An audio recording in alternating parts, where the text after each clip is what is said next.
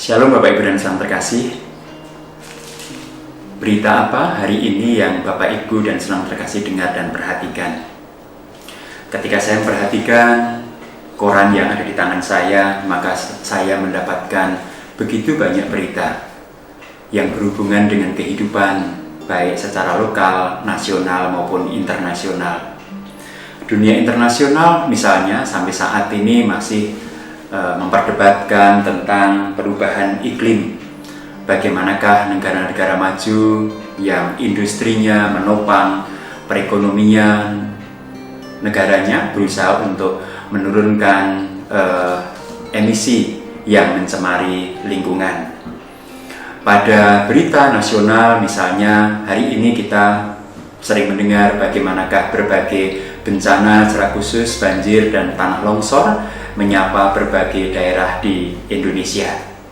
Pada saat yang sama ada isu ekonomi, misalnya tentang kenaikan upah minimum yang akan terjadi pada tahun depan, tetapi saat ini beritanya sudah begitu luar biasa. Di tengah pandemi COVID ini kita juga bisa membaca hal-hal positif, misalnya bagaimanakah orang-orang menemukan peluang-peluang bisnis. Salah satu contoh misalnya di Kebumen, Jawa Tengah, generasi milenial beternak kelinci dan ternyata itu peluang ekspor dan kebutuhan daging kelinci sangat tinggi dan itu bisa menjadi peluang bisnis dalam kehidupan mereka. Bapak Ibu dan Saudara terkasih, ketika kita membaca berbagai warta ataupun mendengar berbagai berita yang ada di sekitar kita yang kita dapatkan dari koran maupun ketika kita membuka berita-berita online, maka di situ ada hal-hal yang menakutkan, mengkhawatirkan, sekaligus ada hal-hal yang menantang. Pada saat yang sama sebenarnya ada juga peluang-peluang yang bisa kita dapatkan. Lalu bagaimana kita menyikapi segala sesuatu yang terjadi dalam kehidupan kita? Saya mengajak Bapak Ibu dan Saudara terkasih untuk mengimbangi segala berita yang muncul dan ada dalam kehidupan kita dengan perenungan firman Tuhan. Perenungan firman Tuhan yang akan memberikan kekuatan, semangat, pengharapan, sekaligus juga daya tahan dalam kehidupan kita untuk menghadapi segala situasi dan kondisi yang cepat berubah ini. Misalnya ketika saya membaca Kitab Rut pasal 4 ayat 11 sampai dengan 17 Bapak Ibu dan Saudara terkasih, maka bacaan saya yang saya baca dari Kitab Rut ini ternyata bisa mengimbangi berbagai berita yang ada pada saat ini. Rut pasal 4 ayat 11 sampai dengan ayat 17 berbicara tentang bagaimanakah Tuhan menolong Rut dan Naomi yang sudah bertemu dengan Boaz, di mana Boaz memperistri Rut, dan dari pertemuan itu kemudian hadirlah sebuah perubahan dalam kehidupan Naomi. Naomi yang sudah terpuruk karena ketika mengungsi di Moab kehilangan suami, kehilangan anak-anaknya, sehingga ketika kembali ke Israel dia menyebut dirinya Mara, orang yang dipenuhi dengan kepahitan. Tetapi di akhir kitab Rut pasal 4 ini Naomi mendapatkan sebuah perubahan hidup yang luar biasa. Ayat 14 mengatakan demikian. Sebab itu perempuan-perempuan berkata kepada Naomi, "Terpujilah Tuhan yang telah rela menolong engkau pada hari ini dengan seorang penebus. Termasyurlah kiranya nama anak itu di Israel."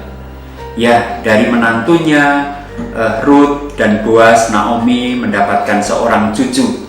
Dan ketika ia memangkunya, cucu itu, cucu laki-laki di pangkuannya, maka orang-orang pada waktu itu kemudian juga berkata, dan tetangga-tetangga perempuan memberi nama kepada anak itu, katanya, "Pada Naomi telah lahir seorang anak laki-laki." Lalu mereka menyebutkan namanya Obed. Dialah ayah Isai dan ayah Daud.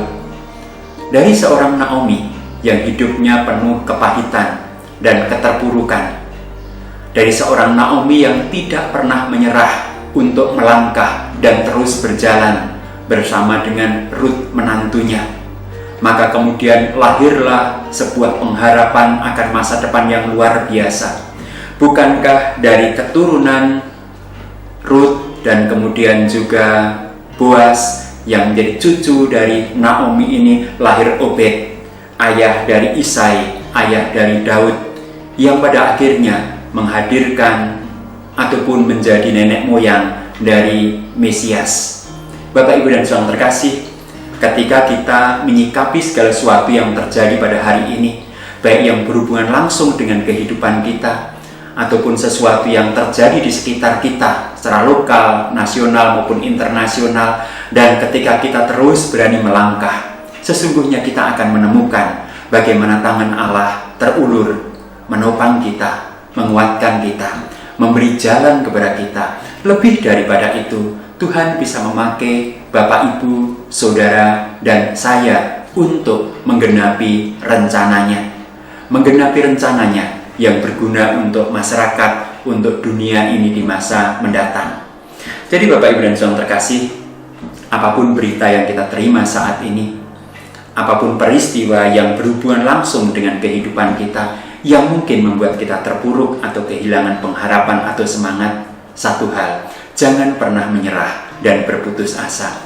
Mari melangkah, mendasarkan diri kepada kebenaran firman Tuhan, yang dulu sudah menopang orang-orang percaya, yang saat ini akan juga menopang kita, yang di masa depan juga akan menopang anak-anak, cucu-cucu, atau generasi setelah kita. Kiranya pengalaman Naomi, Ruth, dan Boaz itu menjadi pengalaman bagi setiap kita juga.